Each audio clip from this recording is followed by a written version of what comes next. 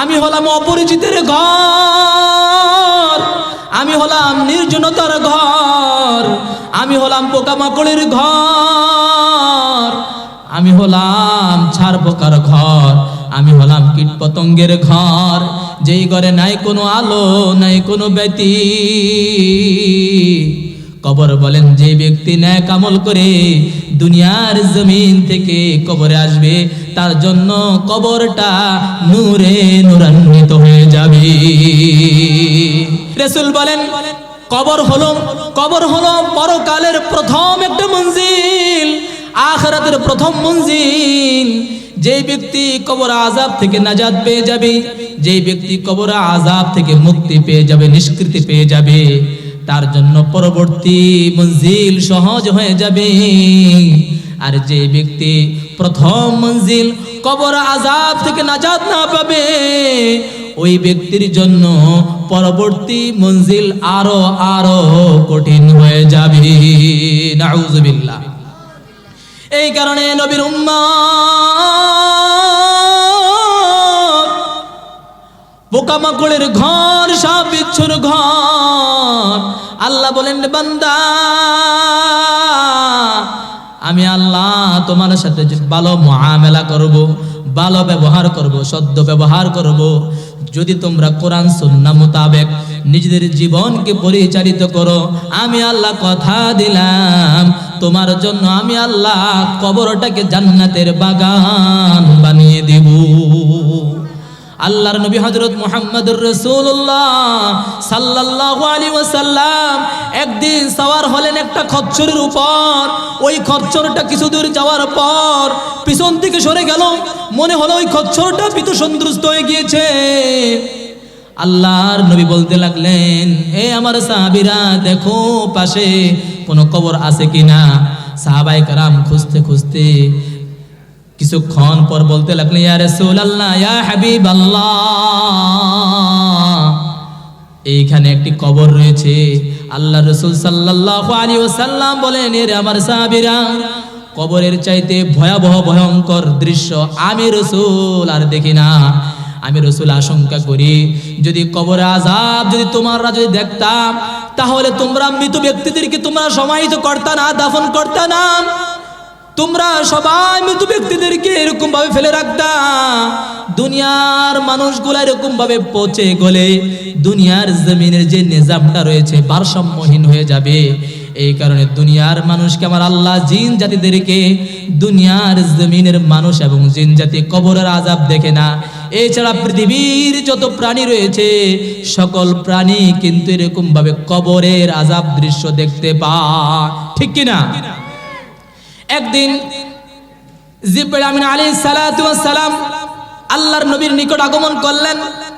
ওনার চেহারাটা ছিল বিবর্ণ, এমন সময় আগমন করেছেন ওনার চেহারাটা ছিল বিবর্ণ, ওনার চেহারাটা ছিল মলিন।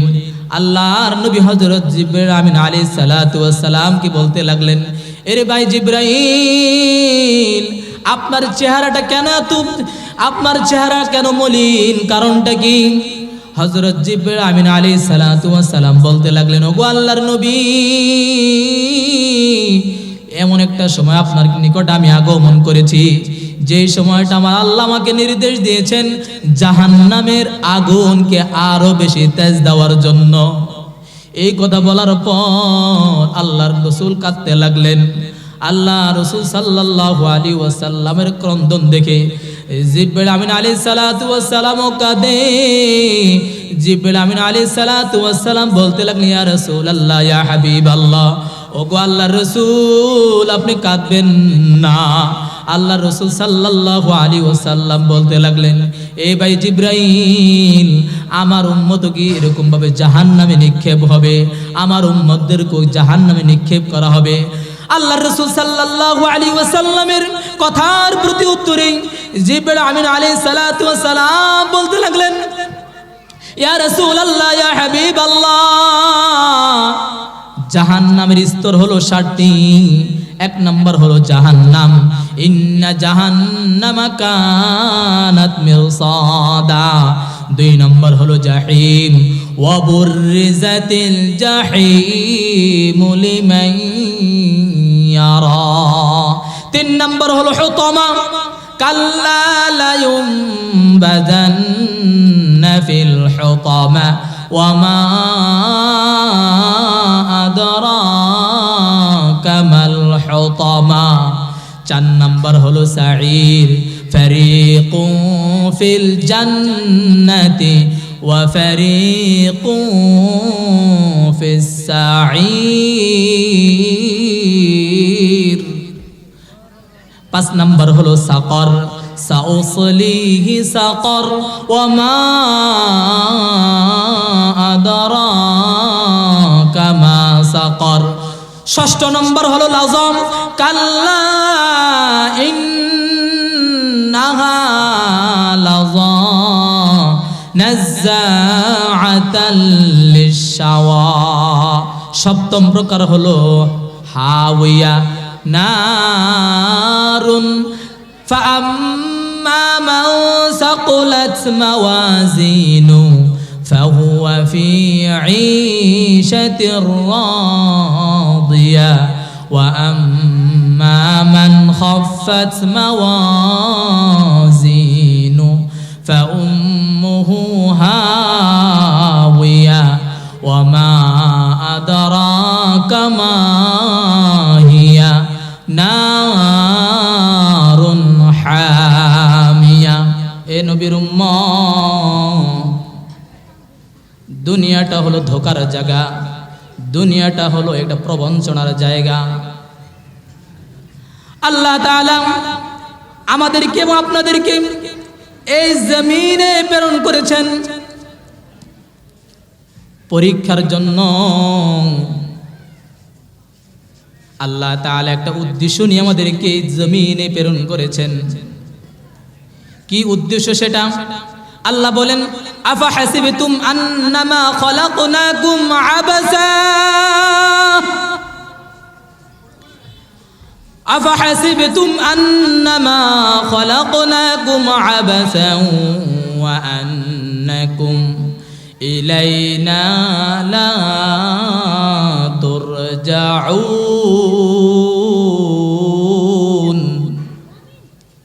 আল্লাহ বলেন, বান্দা, এই জমিনে তোমাদেরকে আমি আল্লাহ অযথা অনর্থক আমি আল্লাহ তোমাদেরকে পাঠাই না। এর বান্দা, তোমাদেরকে আমি আল্লাহ জমিনে প্রেরণ করেছি আমি আল্লাহর কুদরতি পায়ে সেজদা দেওয়ার জন্য। আল্লাহ বলেন, ওয়ামা খলাকতুল জিন্না ওয়াল ইনসা ইল্লা লিয়াবুদুন।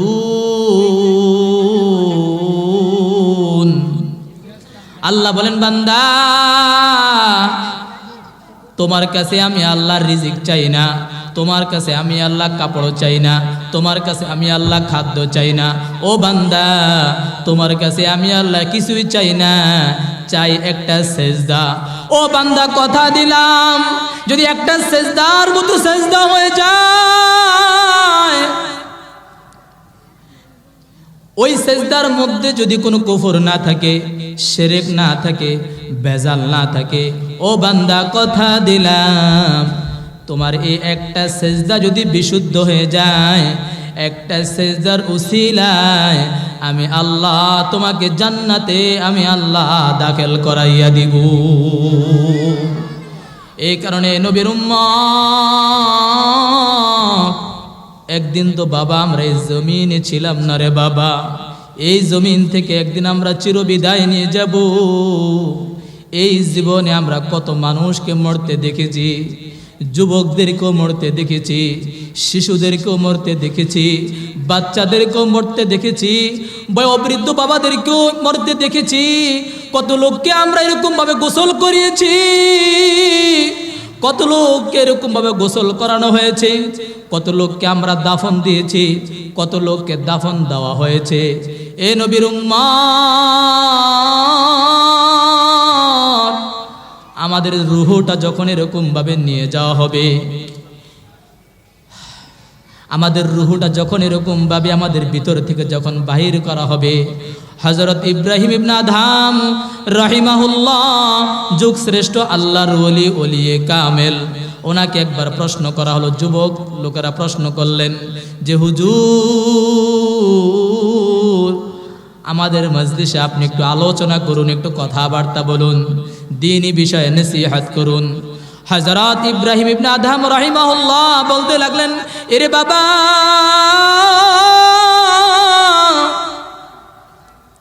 আমি যে তোমাদেরকে নসিহত করব, তোমাদেরকে আমি যে অ্যাডভাইস করব, উপদেশ দেব, সেই সময়টুকু আমার নাই। কখন জানি আমার মৌত হয়ে যায়। 4টি জিনিসের ফিকির নিয়ে আমি সব সময় থাকি। বলেন কয়টা? 4টি বিষয় নিয়ে আমি সব সময় ফিকির করতে থাকি। রিয়ালাইজেশন আমার ভিতরে সব সময় কাজ করে। এরে বাবা, আমার যখন মৌত যখন চলে আসবে, আমার রূহটা যখন এরকম ভাবে আজরাইল আলাইহিস সালাতু ওয়াস সালাম যখন আমার রূহটা যখন কবজ করবে, রূহটা যখন কবজ করবে, কবজ করার পর জিবরাইল আমিন আলাইহিস সালাতু ওয়াস সালাম, আজরাইল আলাইহিস সালাতু ওয়াস সালাম, এই জমিনে অসংখ্য ফেরেশতা আমার আল্লাহ তাআলা প্রেরণ করেছেন। আজরাইল আলাইহিস সালাতু ওয়াস সালাম যদি আল্লাহর কাছে বলেন, ওগো আল্লাহ, আপনার এই বান্দার রূহটা আমি কি মুসলমানদের কাতারে রাখবো নাকি জাহান্নামীদের কাতারে রাখবো? এই চিন্তা আমার ঘুম হয় না, এই চিন্তা আমার খাওয়া হয় না, এই চিন্তা আমি সব সময় আমার এরকম আমার ভিতরে কাজ করতে থাকে। আমার রূহটা মুসলমানদের কাতারে থাকবে নাকি বেঈমানের কাতারে আমার রূহটা থাকবে, এই চিন্তা আমার সব কিছু আমার নষ্ট হয়ে গিয়েছে। এই বাবা, এই কারণে আমি কথা বলতে পারি না, আমার খাওয়া হয় না, আমার ঘুমও আসে না, আমার সব সময় এই চিন্তা কাজ করে। আল্লাহ বলেন, ওয়ালাইসাতিত তাওবাতু লিল্লাযীনা ইয়া'মালুনাস সাইয়্যাত হাত্তা ইযা হাদারা আহাদাহুমুল মাউতু ক্বালা ইন্নী তুবতুল আনা ওয়ালাল্লাযীনা ইয়ামুতুনা ওয়া হুম কুফফার উলাইকা আ'তাদনা লাহুম আযাবান আলীমা। আল্লাহ বলেন, ওয়ালাইসাতিত তাওবাতু লিল্লাযীনা ইয়া'মালুনাস সাইয়্যাত, ওই সকল লোকের জন্য কোনো ক্ষমা নাই, কোনো তওবা নাই, যেই সকল লোকেরা অলওয়েজ গুনাহ করতে থাকে, সর্বদা গুনার কাজে লিপ্ত থাকে, তাদের জন্য কোনো ক্ষমা নাই। হাত্তা ইযা হাদারা আহাদাহুমুল মাউত, আল্লাহ বলেন যে সকল লোক সব সময় গুনার কাজে লিপ্ত থাকে, এমনকি যখন মৃত্যুর সময় যখন ঘনিয়ে আসে রে বাবা, তখন ওই সকল লোক বলতে থাকে, আমরা এখন তওবা করছি। আল্লাহ বলেন, না না না, ওয়ালাল্লাযীনা ইয়ামুতুনা ওয়া হুম কুফফার, কুফর অবস্থায় মানুষ যখন মৃত্যুবরণ করে, ওই সময় যদি মানুষ যদি তওবা করে, মৃত্যুবরণ করা অবস্থায় এই তওবা আমার আল্লাহ কবুল করেন না, এই তওবা আল্লাহ তাআলা দরবারে গৃহীত হবে না, এই তওবা আমার আল্লাহ কবুল করবেন না। আল্লাহ বলেন, উলাইকা আ'তাদনা লাহুম আযাবান আলীমা। আল্লাহ বলেন, এই বান্দা, আমি আল্লাহর নাফরমান বেঈমানদের জন্য আমি আল্লাহ জাহান্নাম প্রস্তুত করে রেখেছি। নাফরমানকে যখন এরকম ভাবে যখন কোনো কবর যখন দাফন করা হয়, সমাহিত করা হয়, এরে বাবা, কবর একটা গর্তের নাম নয়, কবর একটা গর্তের নাম নয়। মানুষ জানে না কে কখন মারা যাবে, কে কখন কোথায় থাকবে, এটা কেউ জানে না। জানেন কে? আরো জোরে বলুন, কে? আল্লাহ বলেন, ওয়ামা তাদরি নাফসুম মাযা তাকসিবু গাদা ওয়ামা তাদরি নাফসুম বিআইয়ি আরদিন তামুত। কোন মানুষ এই কথা জানে না সে আগামীকাল কি উপার্জন করবে। কোন মানুষ এটাও জানে না সে আগামীকাল এরকম ভাবে কোন জমিনে মৃত্যুবরণ করবে, এটাও কিন্তু সে জানে না। এটা জানেন একমাত্র আল্লাহ। আমাদের রব কে? আরো জোরে বলুন, আমাদের রব কে? আল্লাহ। আমাদের রব হলেন আল্লাহ। আল্লাহ বলেন, আমার কোন পেয়ারা বান্দা যদি এরকম ভাবে ইন্তেকাল করার সাথে সাথে তাকে যখন সমাহিত করা হয়, তাকে যখন দাফন দেওয়া হয়, দাফন দেওয়ার সাথে সাথে আল্লাহ তাআলা ওই ব্যক্তির জন্য কবরটা এত প্রশস্ত করে দেন, জান্নাতের সুগরান ওই ব্যক্তি পেতে থাকে। আল্লাহু আকবার।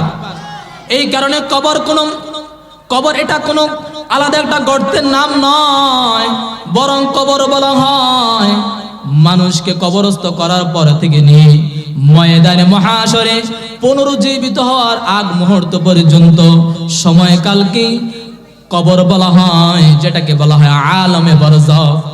এই কবরটা ঈমানদার যারা মুত্তাকি যারা পরহেজগার ওই ব্যক্তিদের জন্য কবরটা এরকম ভাবে জান্নাতের বাগান হয়ে যাবে। আর যারা নাফরমান, যারা জালেম, তাদের জন্য এই কবরটা জাহান্নামের টুকরা হয়ে যাবে। রাসূল বলেন, ক্বালান নবিয়্যু সাল্লাল্লাহু আলাইহি ওয়াসাল্লাম, আল কবরু রাউযাতুম মির রিয়াজিল জান্নাহ আও হুফরাতুম মিন হুফারিন নার। রাসূল বলেন, এই কবরটা মুমিন যারা মুত্তাকি তাদের জন্য এই কবরটা হয়ে যাবে জান্নাতের বাগান। আর যারা নাফরমান, যারা বদকার, যারা নাফরমান, তাদের জন্য এই কবরটা হয়ে যাবে জাহান্নামের গর্ত। নাউযুবিল্লাহ। নাফরমান ব্যক্তিকে যখন সমাহিত করা হয়, নেককার ব্যক্তিকে যখন সমাহিত করা হয়, কবর যখন এরকম ভাবে কবরস্থ করা হয়, ওই ব্যক্তিকে দাফন দেওয়ার সাথে সাথে কবর ওই নেককার ব্যক্তিকে উদ্দেশ্য করে বলে, তোমার আগমন শুভ হোক, তোমার আগমনে মুবারকবাদ। এই বলে সে এরকম ভাবে বলতে থাকে আর বলতে থাকে, আমার পিঠের উপরে যত মানুষ আরোহণ করেছে তাদের ভিতরে তুমি হলো আমার নিকট, তাদের মধ্য থেকে তুমি হলে আমার নিকট সবচাইতে পছন্দনীয়, সবচাইতে উৎকৃষ্ট।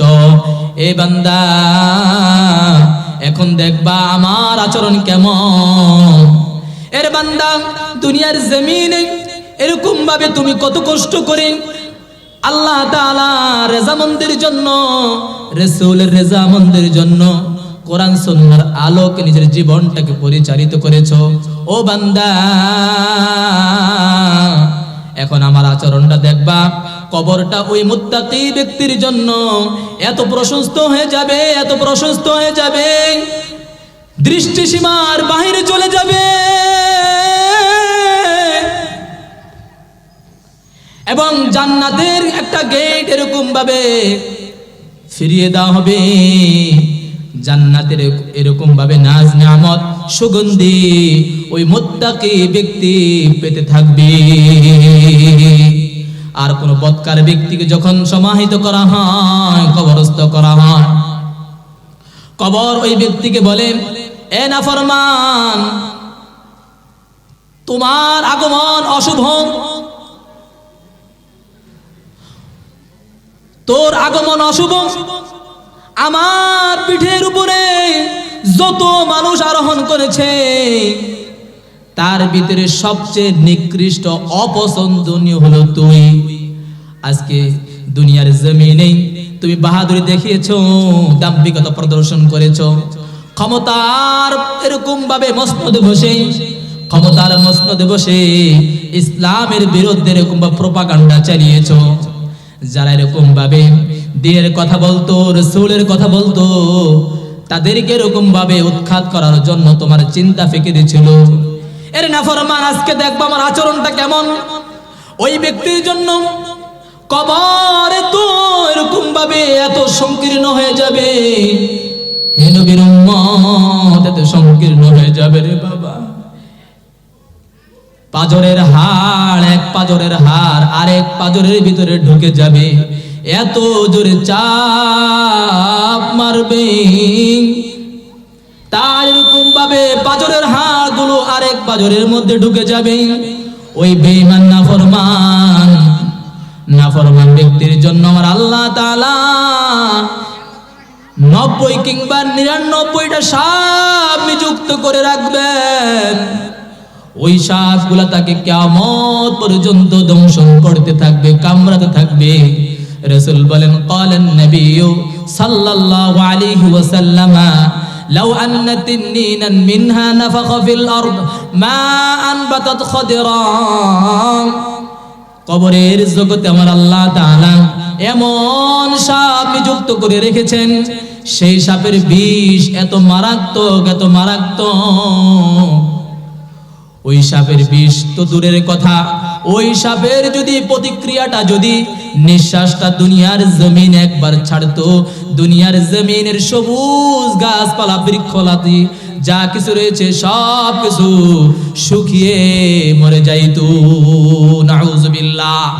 এই কারণে নবীর উম্মত একদিন আল্লাহর নবী হযরত মুহাম্মদুর রাসূলুল্লাহ সাল্লাল্লাহু আলাইহি ওয়াসাল্লাম মসজিদে নববীতে আগমন করলেন। কিছু লোককে দেখতে পেলেন, তারা খিলখিল করে তারা হাসতেছে। আল্লাহর রাসূল সাল্লাল্লাহু আলাইহি ওয়াসাল্লাম বলতে লাগলেন, এ দেখো, যদি কবরের ভয় যদি তোমাদের ভিতরে থাকতো, মৃত্যুর ভয় যদি তোমাদের ভিতরে থাকতো, জাহান্নামের ভয় যদি তোমাদের দিলের ভিতরে থাকতো, তাহলে তোমরা এরকম ভাবে হাসতা না। কেননা কবর দৈনন্দিন, এমন কোনো দিন বাকি নাই যে দিন কবর এই কথাটা না বলে। কবর বলতে থাকে, আমি হলাম অপরিচিতের ঘর, আমি হলাম নির্জনতার ঘর, আমি হলাম পোকামাকড়ের ঘর, আমি হলাম ছাড় পোকার ঘর, আমি হলাম কীট পতঙ্গের ঘর, যেই ঘরে নাই কোনো আলো, নাই কোনো ব্যতি। কবর বলেন, যে ব্যক্তি নেক আমল করে দুনিয়ার জমিন থেকে কবরে আসবে, তার জন্য কবরটা নূরে নূরান্বিত হয়ে যাবে। এই কারণে হযরত উসমান গনি রাদিয়াল্লাহু তাআলা আনহু যখনই তিনি কবরের পাশে যখন দাঁড়াতেন, তিনি এত ক্রন্দন করতেন, ক্রন্দন করতে করতে তার দাড়ি মুবারক ভিজে যেত।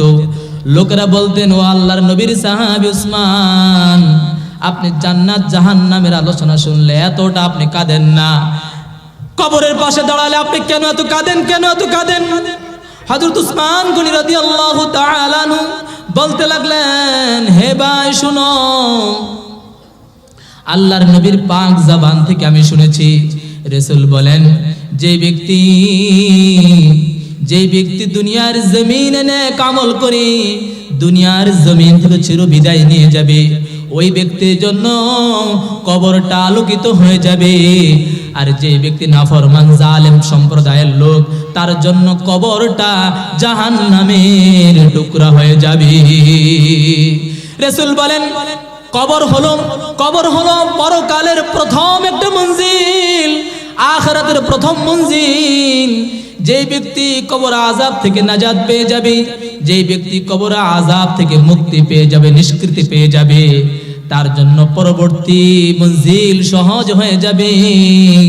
আর যে ব্যক্তি প্রথম মঞ্জিল কবর আযাব থেকে নাজাত না পাবে, ওই ব্যক্তির জন্য পরবর্তী মঞ্জিল আরো আরো কঠিন হয়ে যাবে।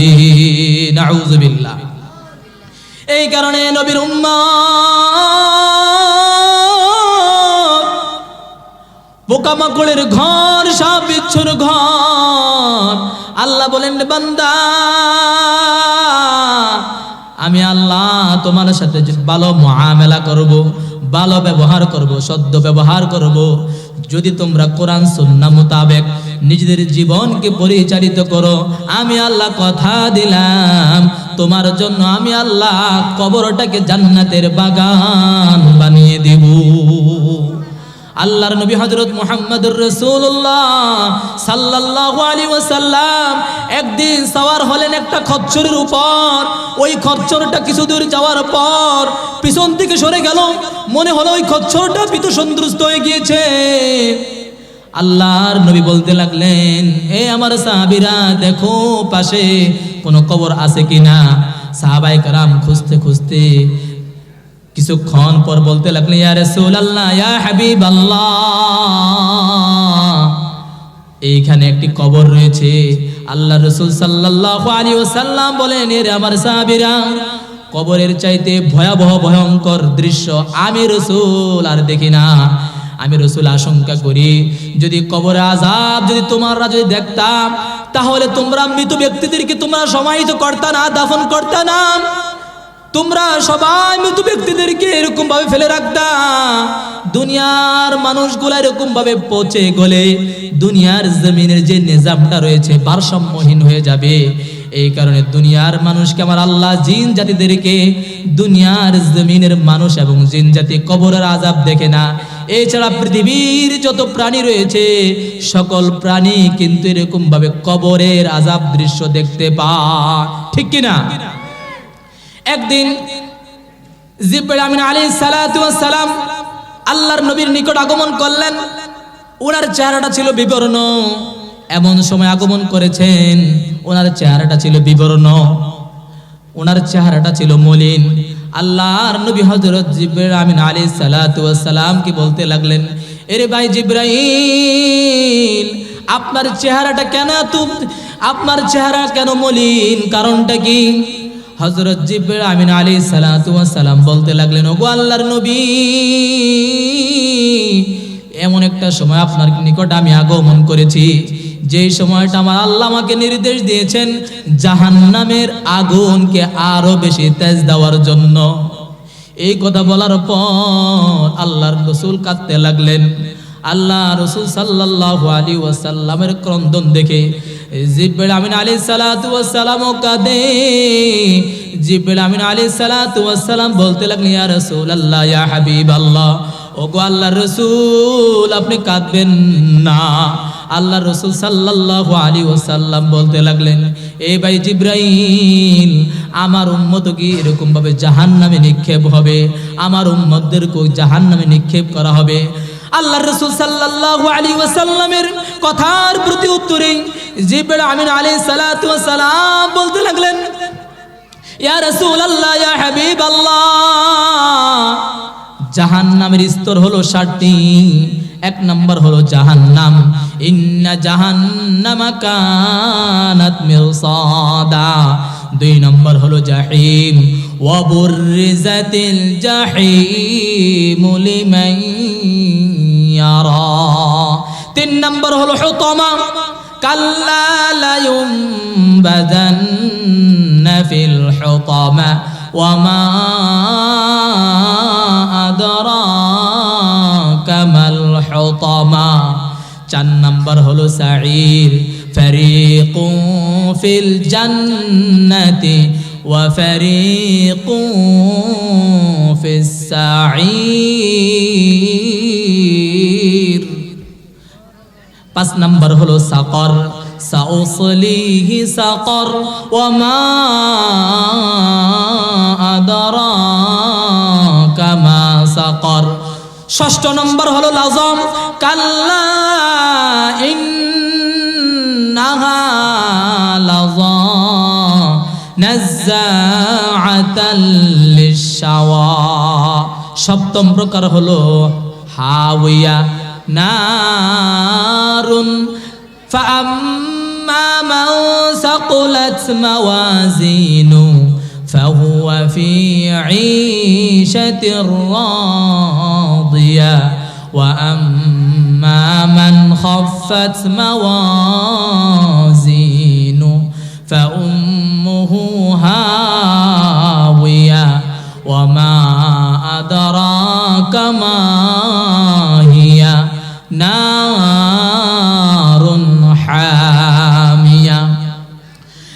রাসূলুল্লাহ সাল্লাল্লাহু আলাইহি ওয়াসাল্লামকে বলতে লাগলেন, ইয়া রাসূলুল্লাহ, ইয়া হাবিবাল্লাহ, পয়গম্বর, আপনার যে সকল উম্মত তাওবা ব্যতীত এরকম ভাবে ইন্তেকাল করবে, মৃত্যুবরণ করবে, তাদেরকে হাওয়া নামক জাহান্নামে নিক্ষেপ করা হবে।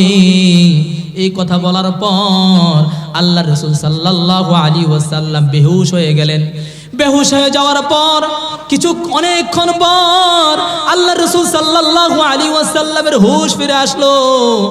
আল্লাহ রাসূল সাল্লাল্লাহু আলাইহি ওয়াসাল্লাম ঘরে চলে গেলেন। যাওয়ার পর আল্লাহর নবী কারো সাথে কোনো কথাবার্তা বলে না রে বাবা। এমনকি তিনি নামাজের ভিতরে যখন আসতেন, নামাজ আদায় করে আবার এরকম ভাবে নিজের কামরাতে চলে যেতেন, কাহারো সাথে কোনো কথা বলে না। আবু বকর সিদ্দিক রাদিয়াল্লাহু তাআলা আনহু রাসূলুল্লাহ সাল্লাল্লাহু আলাইহি ওয়াসাল্লামের এই অবস্থা দেখে দৌড়ে গেলেন আল্লাহ রাসূল সাল্লাল্লাহু আলাইহি ওয়াসাল্লামের দরওয়াজার সামনে গিয়ে সালাম দিলেন, আসসালামু আলাইকুম ওয়া রাহমাতুল্লাহ, আসসালামু আলাইকুম ওয়া রাহমাতুল্লাহ। আল্লাহ রাসূল সাল্লাল্লাহু আলাইহি ওয়াসাল্লামের দরওয়াজার সামনে গিয়ে সালাম দিলেন। সালাম দেওয়ার পর ভিতরে প্রবেশ করার জন্য অনুমতি চাইলেন। আল্লাহর রাসূল কোনো কথা বলে না, কোনো কথা বলে না, প্রিন্ট অফ সাইলেন্ট হয়ে গেলেন। দ্বিতীয় দিন আবার ওমর ফারুক রাদিয়াল্লাহু তাআলা আনহু আবার রাসূলের দরওয়াজার সামনে গিয়ে সালাম দিলেন, আসসালামু আলাইকুম ওয়া রাহমাতুল্লাহ। সালাম দিলেন, অনুমতি চাইলেন ভিতরে প্রবেশ করার জন্য, অনুমতি আসলো না। তৃতীয় দিন আবার গেলেন সালমান ফারসি রাদিয়াল্লাহু তাআলা আনহু রাসূলুল্লাহ সাল্লাল্লাহু আলাইহি ওয়াসাল্লামের দরওয়াজার সামনে গিয়ে রুমের সামনে গিয়ে সালাম দিলেন, আসসালামু আলাইকুম ওয়া রাহমাতুল্লাহ। সালাম দেওয়ার পর অনুমতি চাইলেন, ইয়া রাসূলুল্লাহ, ইয়া হাবিবাল্লাহ, ওগো আল্লাহর নবী, আমি ভিতরে আসতে চাই। আল্লাহর রাসূল কোনো কথা বলে না। রাসূলুল্লাহ সাল্লাল্লাহু আলাইহি ওয়াসাল্লাম উম্মতের ব্যথায় সিজদায় পড়ে এরকম কাঁদতেছে, সাহাবায়ে কেরাম এরকম ভাবে কাঁদতেছে। আমার রাসূল আমাদের কোনো ব্যবহারের কারণে না কেন জানি আমাদের উপর অসন্তুষ্ট হয়ে গিয়েছে, আমাদের কোনো ব্যবহারের কারণে, দুর্ব্যবহারের কারণে হতে পারে নারাজ হয়ে গিয়েছে। সাহাবায়ে কেরামও কাঁদে, আল্লাহর রাসূল কাঁদে। এমন সময় রাসূলুল্লাহ সাল্লাল্লাহু আলাইহি ওয়াসাল্লামের নয়নের মণি হযরত ফাতেমা রাদিয়াল্লাহু তাআলা আনহা আল্লাহর নবী দরওয়াজার কাছে গিয়ে সালাম দিলেন, আসসালামু আলাইকুম ওয়া রাহমাতুল্লাহ। বাবা, আমি আপনার নয়নের মণি ফাতেমা, ও বাবা, আমি ভিতরে আসতে চাই। আল্লাহর নবী দরওয়াজাটা খুলে দিলেন রে বাবা। আল্লাহর নবী যখন এরকম ভাবে দরওয়াজা খুলে দিলেন, খুলে দেখতে পেলেন আল্লাহর নবীর চেহারাটা মলিন হয়ে গিয়েছে, ফ্যাকাশে হয়ে গিয়েছে। আল্লাহর রাসূল সাল্লাল্লাহু আলাইহি ওয়াসাল্লাম সিজদায় গিয়ে কাঁদতেছে আর বলতেছে, ওগো আল্লাহর নবী, বাবা, আপনি কেন এত কাঁদেন? সাহাবায়ে কেরামের সাথে কথা বলেন না, কারো সাথে কোনো কথাবার্তা বলেন না, কারণটা কি? আল্লাহর নবীকে যখন এই কথা যখন বলা হলো, ফাতেমা রাদিয়াল্লাহু তাআলা আনহাকে বললেন, এই ফাতেমা শোনো, জিবরাইল আমিন আলাইহিস সালাতু ওয়াস সালাম আমার কাছে আগমন করেছে। আগমন করার পর আমার কাছে বলেছে আমার উম্মতদেরকে নাকি জাহান্নামে নিক্ষেপ করা হবে। এত খতরনাক অবস্থা, তাদের জন্য এমন মারাত্মক ভাবে, এত ভয়ঙ্কর ভাবে তাদেরকে শাস্তি দেওয়া হবে রে বাবা। তাদেরকে জিনজিরের মুখ দিয়ে এরকম ঢুকে বায়ুপথ দিয়ে বের করা হবে, তাদেরকে টেনে ছেড়ে জাহান্নামে নিয়ে যাওয়া হবে। শুধু তাই নয়, টেনে টেনে পুরুষদেরকে দাড়ির ভিতরে ধরে ধরে জাহান্নামে নিয়ে যাওয়া হবে, মহিলাদেরকে চুলের বেনিতে এরকম ভাবে টেনে হেসরে জাহান্নামে নিয়ে যাওয়া হবে। নবী হযরত মুহাম্মদুর রাসূলুল্লাহ সাল্লাল্লাহু আলাইহি ওয়াসাল্লাম বলতে লাগলে, হে ফাতেমা, জাহান্নামবাসীদেরকে এই দৃশ্য দেখে জাহান্নামের ফেরেশতা, মালিক ফেরেশতা বলবে, এই জালেম সম্প্রদায়ের লোকেরা, নাফরমান লোকেরা, তোমরা কারা? নাফরমান লোকেরা বলবে, আমরা হলাম উম্মতি মুহাম্মাদের উম্মত, মুহাম্মদ আরবি হযরত মুহাম্মদুর রাসূলুল্লাহ সাল্লাল্লাহু আলাইহি ওয়াসাল্লামের উম্মত। এই কথা বলার পর ফেরেশতারা তাদেরকে টেনে হেসড়ে জাহান্নামে নিক্ষেপ করবে। জাহান্নামে নিক্ষেপ করার পর তাদেরকে এরকম ভাবে দগ্ধ করা হবে, তাদেরকে এরকম ভাবে তাদের কলিজা দগ্ধ করা হবে। এমন সময় তাদের জবান থেকে কালিমা লা ইলাহা ইল্লাল্লাহ, লা ইলাহা ইল্লাল্লাহ মুহাম্মাদুর রাসূলুল্লাহ তাদের জবান থেকে বের হয়ে যাবে। অটোমেটিক জাহান্নামের আগুনটা এরকম ভাবে নিভে যাবে। জাহান্নামের ফেরেশতাকে আবার বলা হবে, তাদের জবান দিয়ে কালিমা বের হয়েছে, আমরা কিভাবে তাদেরকে আযাব দেব, কিভাবে তাদেরকে জ্বালাবো? বলবে তাদেরকে জ্বালিয়ে দাও, ভস্ম করে দাও, কিন্তু খবরদার তাদের চেহারা জ্বালায়ও না, তাদের কলিজা জ্বালায়ও না। কারণ এই চেহারা দিয়ে কতদিন তারা আল্লাহর কুদরতি পায়ে সেজদা দিয়েছে। কলিজা জ্বালায়ও না, অনেক দিন তারা রোজা রেখে তারা পিপাসিত ছিল, তারা তৃষ্ণার্ত ছিল। এই দেখো তাদেরকে এরকম ভাবে তাদের পাজরে জ্বালিয়ে দাও, তাদের পেট জ্বালিয়ে দাও, তাদের চেহারা জ্বালায়ও না। একের পর এক অনাদি অনন্তকালের জন্য জাহান্নামের আগুন যখন জ্বলতে থাকবে, জাহান্নামের আগুন কেবল আল্লাহ বলবেন ইয়াউমা নাকুলু লিজাহান্নামা হালিম তালাতি ওয়া তাকুলু হাল মিন মাজিদ। অনাদি অনন্তকালের জন্য জাহান্নামের আগুনে জ্বলতে থাকবে। আল্লাহ বলবেন এরে জাহান্নাম তোমার কি উদরপূর্ণ হয়েছে? জাহান্নাম বলবে গো আল্লাহ আরো আছে কি কোনো জালেম, আরো আছে কি কোনো নাফরমান? নাফরমানকে জাহান্নামের আগুনে দেওয়ার সাথে সাথে জাহান্নামের আগুন তাকে দগ্ধ করে ফেলবে রে বাবা। আল্লাহর নবী হযরত মুহাম্মদুর রাসূলুল্লাহ সাল্লাল্লাহু আলাইহি ওয়াসাল্লাম সিজদায় লুটিয়ে পড়বেন, বলবেন ওগো আল্লাহ আমার উম্মতদেরকে আপনি জাহান্নাম থেকে বের করে দিন।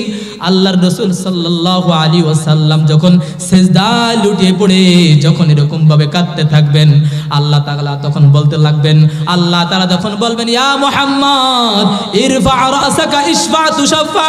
ও মুহাম্মদ আপনি আপনার মাথা উঠান, আপনি যা সুপারিশ করবেন আমি আল্লাহ আপনার সুপারিশ আমি আল্লাহ কবুল করব। আল্লাহর রাসূল সাল্লাল্লাহু আলাইহি ওয়াসাল্লাম জাহান্নামের গেটে যাবেন। যাওয়ার পর জাহান্নামের ফেরেশতা মালিক ফেরেশতা আল্লাহর রাসূলকে দেখে আল্লাহর রাসূলের সম্মানার্থে দাঁড়িয়ে যাবেন। আল্লাহর রাসূল সাল্লাল্লাহু আলাইহি ওয়াসাল্লাম মালিক ফেরেশতাকে বলবেন, ও মালিক ফেরেশতা আমার উম্মতের কি হালত, কি অবস্থা? বলবেন ইয়া রাসূলুল্লাহ ইয়া হাবিবাল্লাহ আপনার উম্মতের অবস্থা খুবই খতরনাক অবস্থা। এই কথা বলার পর আল্লাহর রাসূল সাল্লাল্লাহু আলাইহি ওয়াসাল্লাম জাহান্নামের গেটে যখন ঢুকবেন, ঢোকার পর বেনামাজি নাফরমান উম্মত আল্লাহর রাসূল সাল্লাল্লাহু আলাইহি ওয়াসাল্লামের পাক চেহারা থেকে যখন নজর পড়বে, জাহান্নামবাসীরা চিল্লাতে থাকবে আর বলতে থাকবে ইয়া রাসূলুল্লাহ ইয়া হাবিবাল্লাহ ওগো আল্লাহর নবী জাহান্নামের আগুন আমাদেরকে দগ্ধ করে দিয়েছে, আমাদেরকে কয়লার মতো বানিয়ে দিয়েছে। আল্লাহর রাসূল সাল্লাল্লাহু আলাইহি ওয়াসাল্লাম ওই সকল নাফরমান উম্মতদেরকে আল্লাহর রাসূল সাল্লাল্লাহু আলাইহি ওয়াসাল্লাম আল্লাহ বলবে ইয়া রাসূলুল্লাহ ইয়া হাবিবাল্লাহ আপনার যে সমস্ত উম্মত একবার জবান দিন কালিমা লা ইলাহা ইল্লাল্লাহ, লা ইলাহা ইল্লাল্লাহ মুহাম্মাদুর রাসূলুল্লাহ সাল্লাল্লাহু আলাইহি ওয়াসাল্লাম যারা একদিন একবার জবান দিয়ে এই কালেমা উচ্চারণ করেছে তাদেরকে আপনি টেনে টেনে জাহান্নাম থেকে জান্নাতের ভিতরে নিয়ে যান। আল্লাহু আকবার। अमल से जिंदगी बनती है जन्नत भी जहन्नम भी, अमल से जिंदगी बनती है जन्नत भी जहन्नम भी। ये खाके अपने फितरत में न नूरी है न नारी। আল্লাহ রাসূল সাল্লাল্লাহু আলাইহি ওয়াসাল্লাম জান্নাতের মাঝখানে একটা নহর থাকবে, রিজওয়ান নামক নহর। ওই নহরের ভিতর নাফরমান উম্মতদেরকে আমার রাসূল গোসল করাইয়া তাদেরকে জান্নাতে আমার রাসূল পদার্পণ করে দিবেন। আল্লাহর হুকুমে, আল্লাহর অনুমতি নিয়ে তাদের চেহারার ভিতরে লেখা থাকবে আল জাহান্নামিয়ুনা উতাকাউর রহমান। এরা হলো আল্লাহ কর্তৃক, রহমান কর্তৃক মুক্তিপ্রাপ্ত জাহান্নামী। এদেরকে তখন তাদের চেহারা জলমল করতে থাকবে, তখন তারা টকবকে যুবকের ন্যায় হয়ে যাবে, তারা সকলে হাস্যোজ্জ্বল হয়ে জান্নাতের ভিতরে প্রবেশ করবে।